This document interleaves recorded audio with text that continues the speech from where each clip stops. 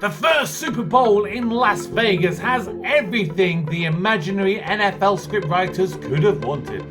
There is Patrick Mahomes and the narrow underdogs, the Kansas City Chiefs, aiming to become the first repeat champion in 19 years. There is also Brock Purdy returning from injury after rising from the title of Mr. Irrelevant to lead the San Francisco 49ers to the brink of a record-tying 6th Super Bowl title. And of course, there is the glitz and the glamour of America's Sin City, the star-studded halftime performances, and the millions of new fans watching the game because of Taylor Swift. Now, you could be forgiven having watched that little intro there and heard me talking about the NFL and the Super Bowl, that I know absolutely everything there is and I'm a die-hard fan. But in reality, no. I'm British. I am not an American football fan. I've never even watched a game of American football. I've never watched a Super Bowl. I don't know jack shite about it. It's just not something that I've ever wanted to watch. It's not something that for me is a cultural institution. I'm British, so for me growing up it's all about football, it's about rugby, it's about cricket. Not that I really ever play or watch that much cricket. It is mostly football for me, and a little bit from time to time I do watch the rugby, mostly when it's the World Cup or the Six Nations, which is happening right now, which is fantastic. But today I thought, you know what? It's the Super Bowl this weekend. Why don't I consider watching the Super Bowl itself? Because I've got a bit of free time on my hands, so I could, in theory, watch it tomorrow night as I'm recording this. And that's going to be difficult because I don't know anything about it other than the stuff that I've seen through watching things like Friends or How I Met Your Mother or various other American shows. Well, I mean, you're American to start with. You don't really have rugby here.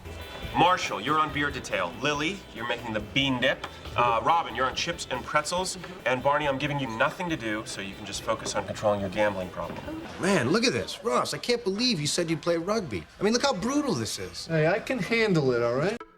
So today I'm going to do a reaction to two different videos that will hopefully help me to understand American football that tiny little bit more and help me to understand and appreciate all the stuff that goes into making this one of the most watched sporting events in the world. So first of all, I'm going to check out a video by Lynn, which is basically explaining the rules of American football. So this is a video that will be about 6 minutes long, and that will just hopefully give me a chance to understand the game and how it works. And then I'm going to watch a video by the Fat Asian called A Clueless European's Guide to the Super Bowl.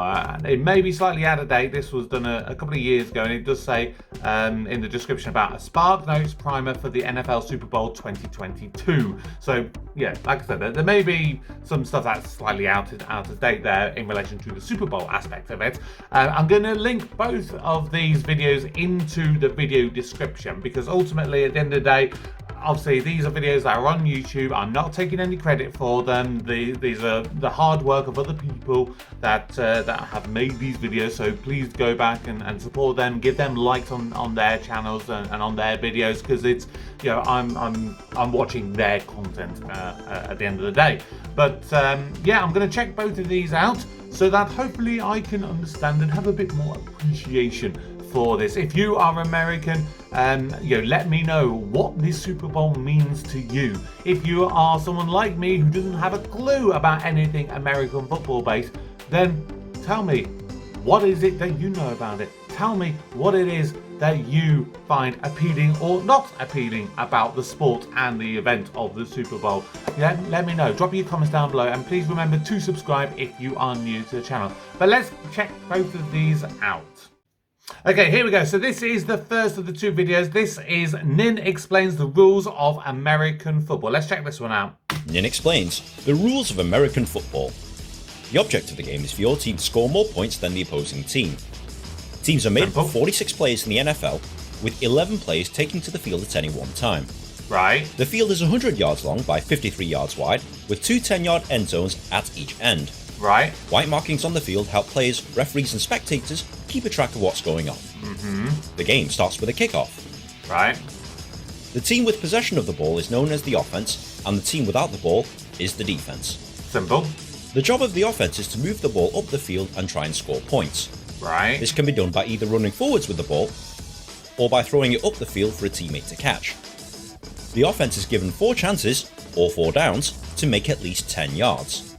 If the offense manages to move the ball 10 yards or more, they will retain possession of the ball, whilst given another 4 downs to make another 10 yards. On your TV screen you will see this graphic. This tells you what down the team is on, and this tells you how many yards they need to make. If you're also watching this on TV, they will also show you the lines they need to cross in order to make their downs. The defense's job is to stop the offense moving the ball forwards by tackling. Okay. This includes pulling them to the ground, stopping them from moving forward, or forcing them off the field. If the offense fails to move the ball 10 yards within 4 downs, the ball is given to the defending team at that point. The defending team will then bring on their offensive players and try and move the ball in the opposite direction so that they can score.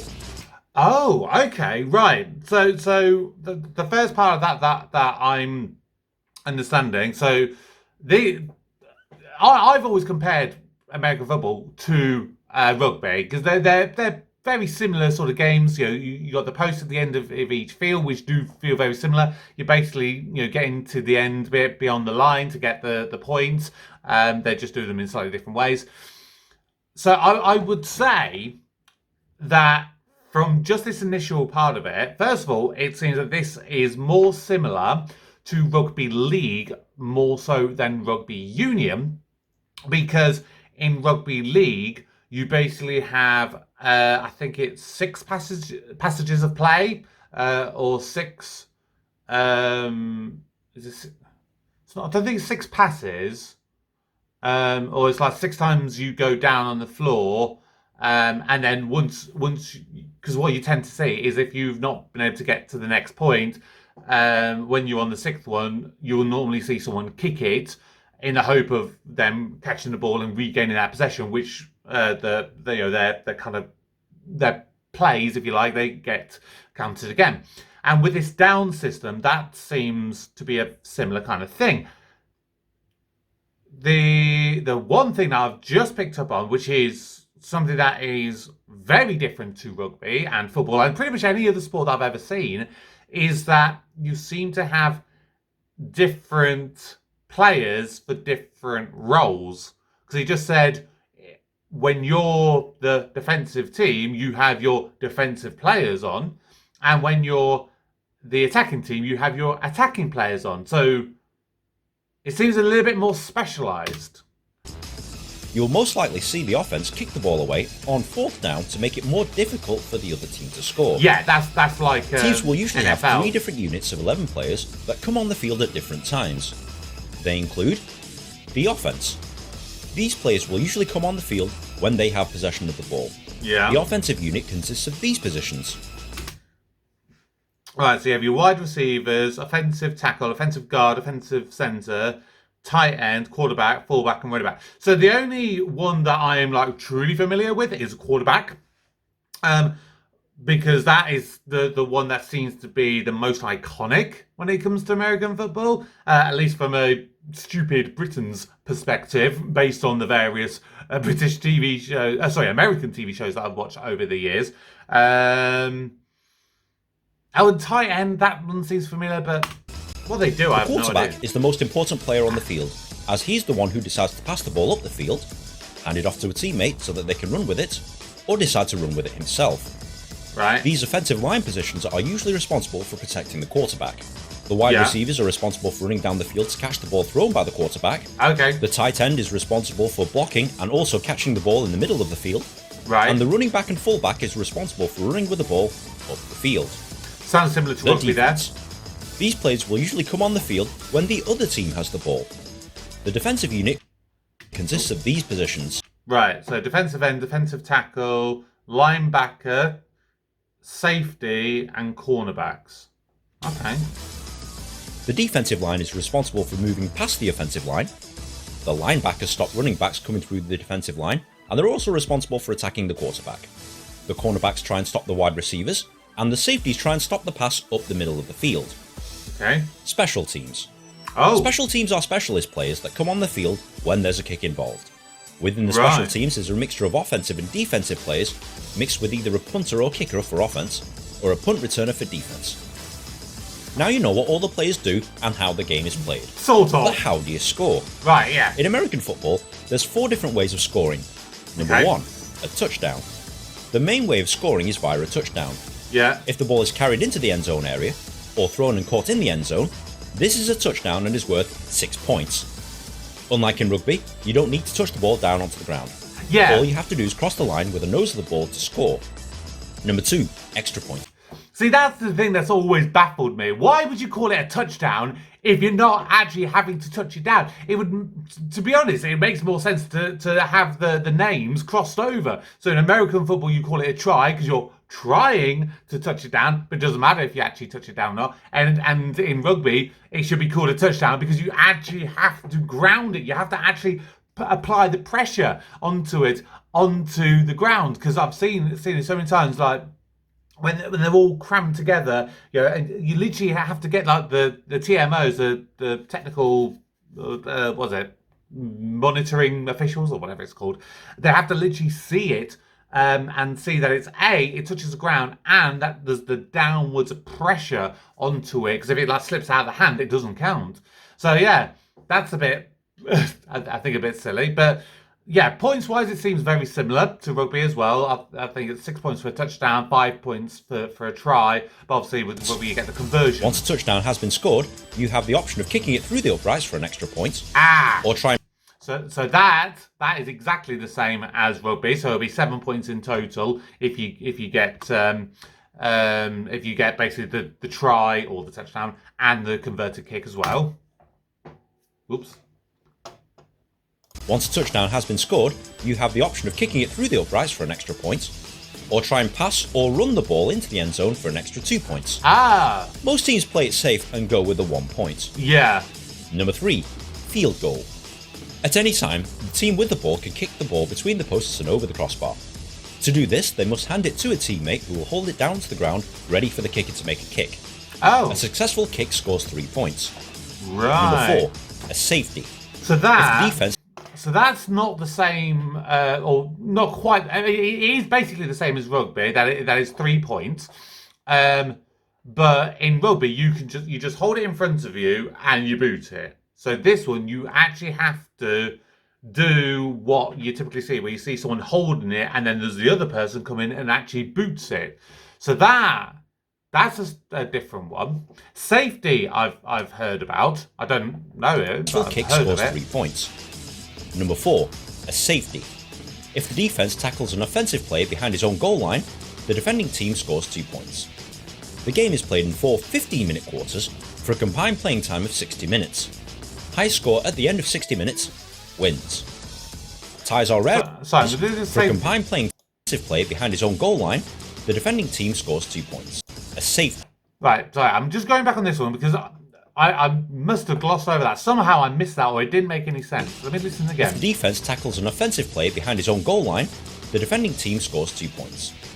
The game is played in 4... What? So this is classed as the most replayed bit. So clearly I'm not the only one who's confused by this one. His own goal line, or a safety.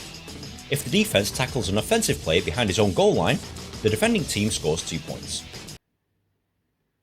If the defending team tackles a player behind their own goal line. If the defense tackles an offensive player behind his own goal line, the defending team scores 2 points.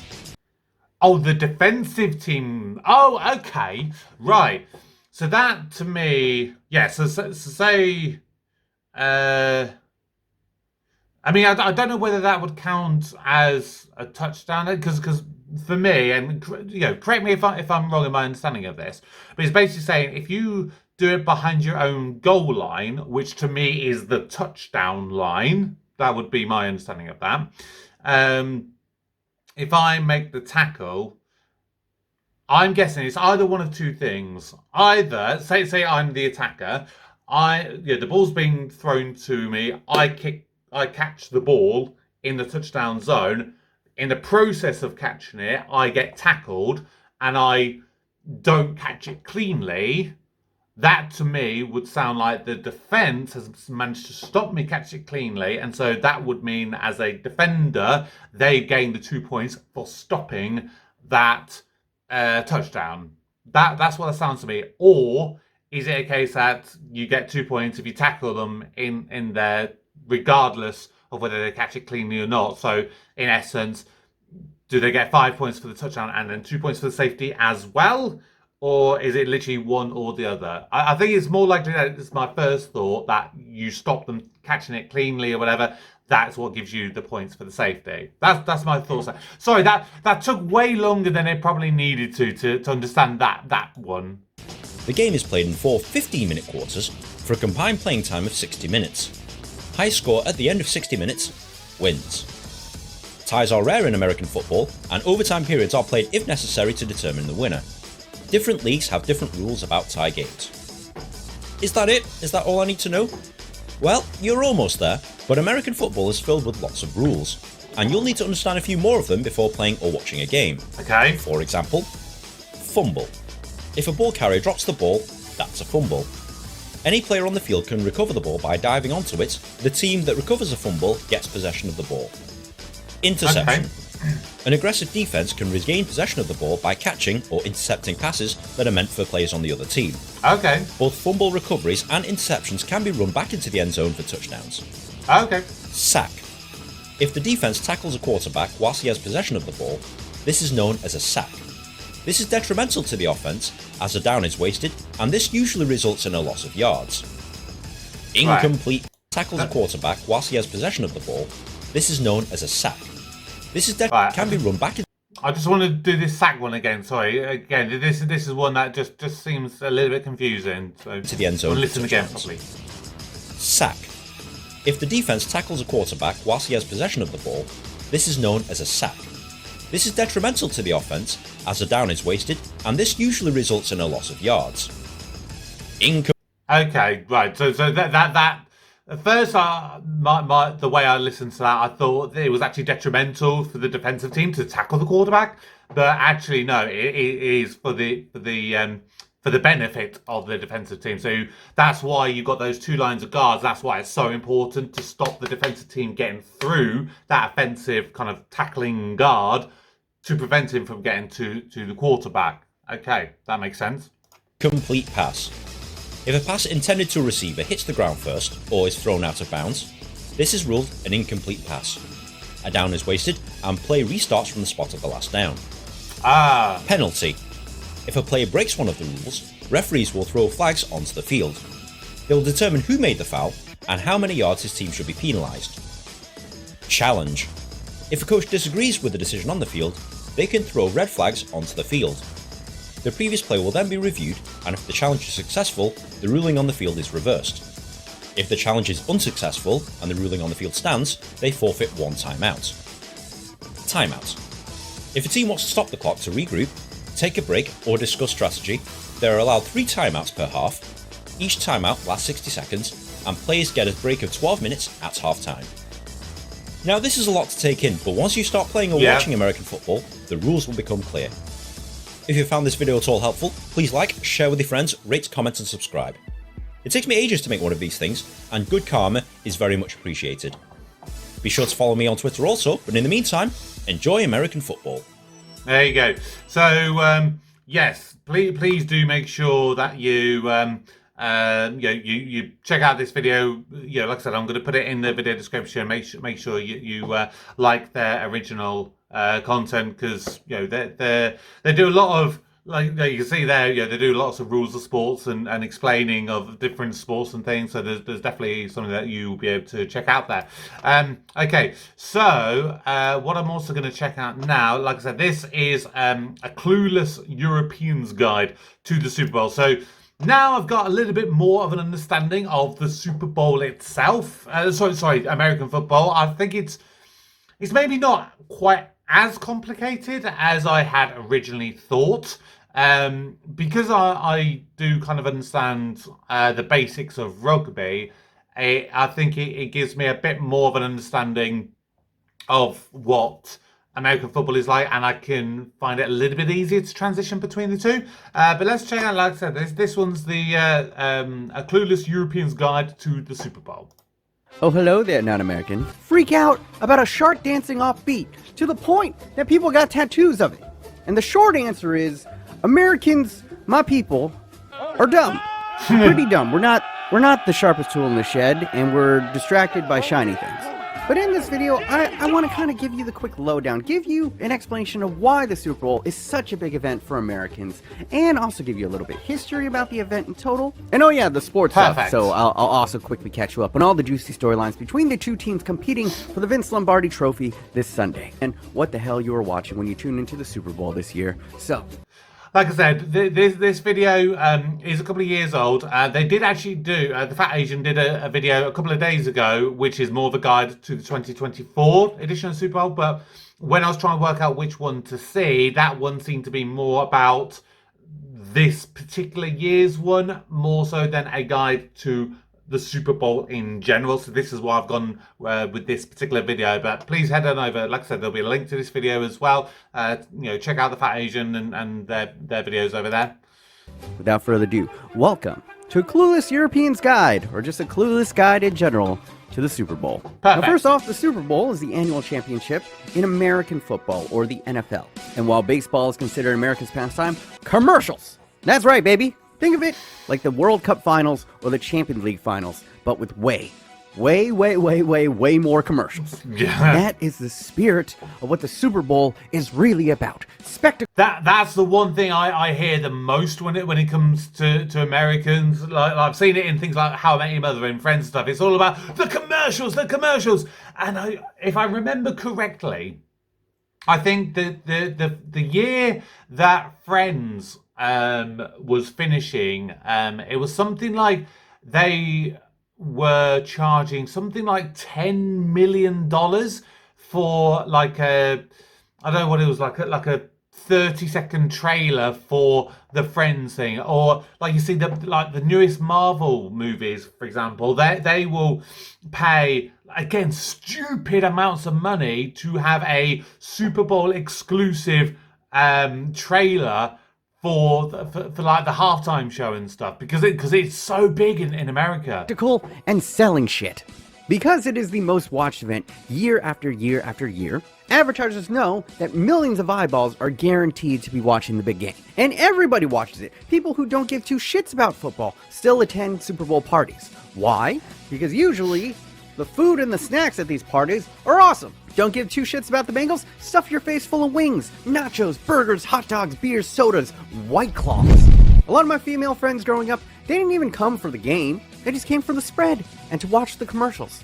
Yes, I hear that. Me right. They came to watch the commercials. Now, this might puzzle a lot of you guys because during the regular season of the NFL, commercials are nonstop and they are just annoying. It's the same couple ones that you see every time. They repeat over and over again. We get it! Car insurance, all right? We get it. But what you gotta realize is all of that changes when it comes to the Super Bowl. Because historically, the commercials during the Super Bowl are amazing. There's been many a Super Bowl in my lifetime where the commercials were more entertaining than the game. Now, because there's many a Super Bowl in my lifetime where the Oh, for a second, that guy on the right there, I thought that was Peter Crouch or Harry Kane. It was a blinking missing moment, but I thought that was. I mean, Harry Kane, I think I'd probably understand being in a Super Bowl commercial because he's known to be a big fan of American football. And I think he's actually said in the past, like when he retires from football, he wouldn't mind trying to give American football a chance and just see. I mean, obviously, being his twilight years of football, but he wants to make a go of it. That'd be interesting. Commercials were more entertaining than the game.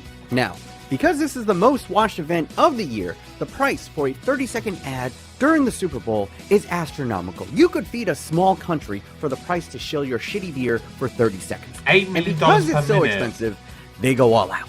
So all the big blockbuster movies, all the video games, they drop their best trailers during the Super Bowl. Yeah. Back in the 90s and early 2000s, Budweiser and Coors would just huck their shitty beer by showing you big titty swimsuit models all the time. It was great.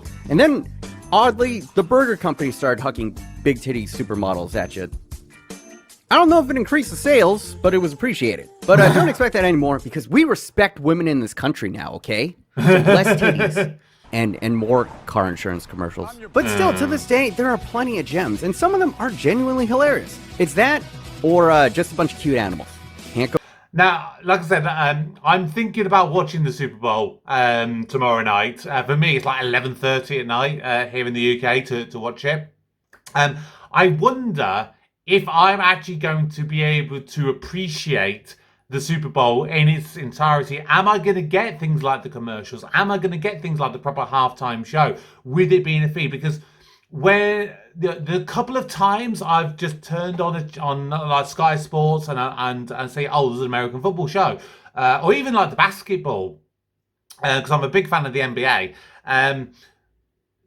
What tends to happen a lot of times on those particular feeds, it will be that when it goes to commercial break, it will go to a UK commercial break, and so we'll see UK advertisements, and it will be and then it will like transition back to someone in the UK studios talking about it. So I don't know if I'm going to get the full appreciation. If I don't, what I wouldn't mind someone doing is if there's like a compilation of all of the trailers of the 2024 Super Bowl, I wouldn't mind someone, putting it down in the comments and letting me know so that I can check them out and see what they're like, and I can maybe do a reaction for those. Go wrong with cute animal commercials. Now, caveat for my non-American viewers out there, I'm not totally sure you're going to get the same commercials as we do. But you can just wait a day and then watch a compilation of all the best commercials on YouTube. Yeah. This beautiful platform that let we're me on. know. By the way, like and subscribe. YouTube doesn't pay me in February. And then there's the halftime show. Now, say what you will about America, we haven't had the best couple of years. I will freely admit that. But god damn it, we could still put on a show. Now, the Super Bowl halftime show used to be fucking awesome. Legends like Michael Jackson would put on awe-inspiring productions year after year. It would just get bigger and grander and escalate until 2004, when out of nowhere, Justin Timberlake, at the end of his performance, accidentally showed Michael Jackson's little sister's titty in front of a live audience of 130 million people. Little old B-Modest thought it was awesome. You gotta remember, this was the time before Pornhub and internet porn and OnlyFans. Seeing a titty was a big deal back then. Good time. If you think there's any particular halftime show that you think is like really iconic or legendary or anything like that, and you think it's something I should maybe check out and react to, let me know. Drop it in the comments below. Times. But the old rich white dudes running the NFL lost their goddamn minds. And this fiasco actually changed American television forever. There was this huge SEC witch hunt that overall made TV a lot more tame and boring for a couple of years. As for the halftime show, the year after P. Diddy, Janet Jackson, Justin Timberlake, Nelly, and Kid Rock performed, they went the safest milquetoast route possible by hiring Paul McCartney to follow that up. The year after that, it was the Rolling Stones, and the year after that, it was Tom Petty. And I'm pretty sure half of you Zoomers have no fucking clue what I'm talking about. No, but the TLDR is that after Tittygate, they played it as white as possible. I mean, safe as possible for the next. Has Bon Jovi ever played a halftime show? Because that is one of my biggest all-time American bands. I absolutely freaking love Bon Jovi, and I'd love to know if Bon Jovi has actually performed a halftime show. I can imagine there's kinds of would. But finally, after enduring years of Coldplay and Maroon 5, the NFL has finally let some talent back on the stage. Because last year they had The Weeknd, and now this year, with Los Angeles hosting the Super Bowl, they have brought in legend after legend of the West Coast rap game.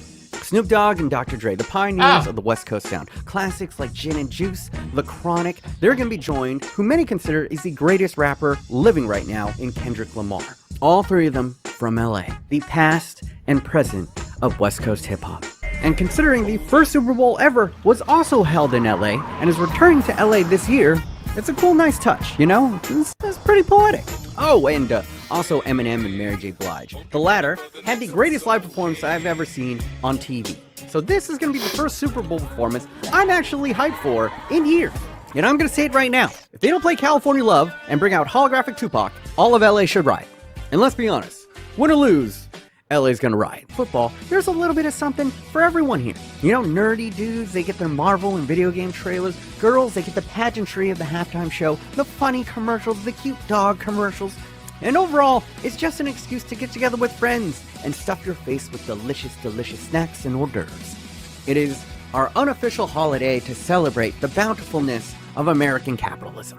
But what about the actual game? I've been talking for about 10 minutes now, and I haven't even mentioned anything about the two teams. Well, first off, if you have no idea about American football, I'm going to link my intro guide to the NFL up in the I thingies over here, and that will also link to a series that will catch you up on all the storylines that have been going on in the NFL there you this go. year. Check that But out as well. essentially, of the 32 teams in the NFL, we have whittled it down to 2 contenders. And both of them have had incredible stories of how they got here. First, let's start with the guess, and a team that no one saw coming at the start of this season.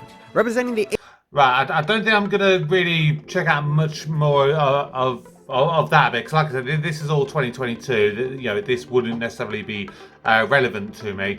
But that does give me much more of an understanding, I think, for the Super Bowl. Understanding what it's like as a concept. I mean, it was talking about the halftime show there.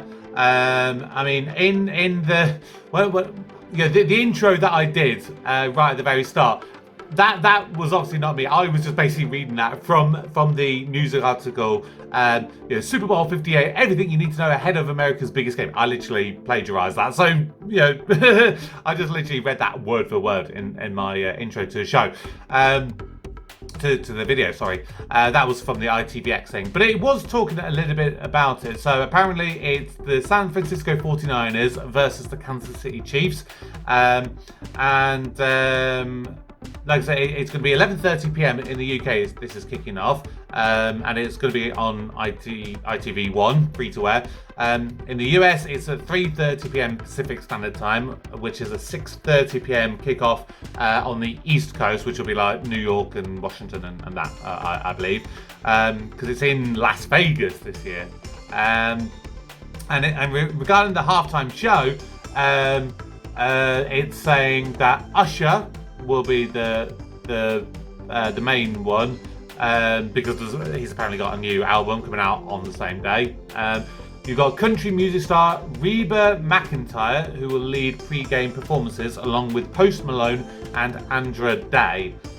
Day will perform Lift Every Voice and Sing, which is known as the Black National Anthem and has been a pre-game entertainment staple since 2011.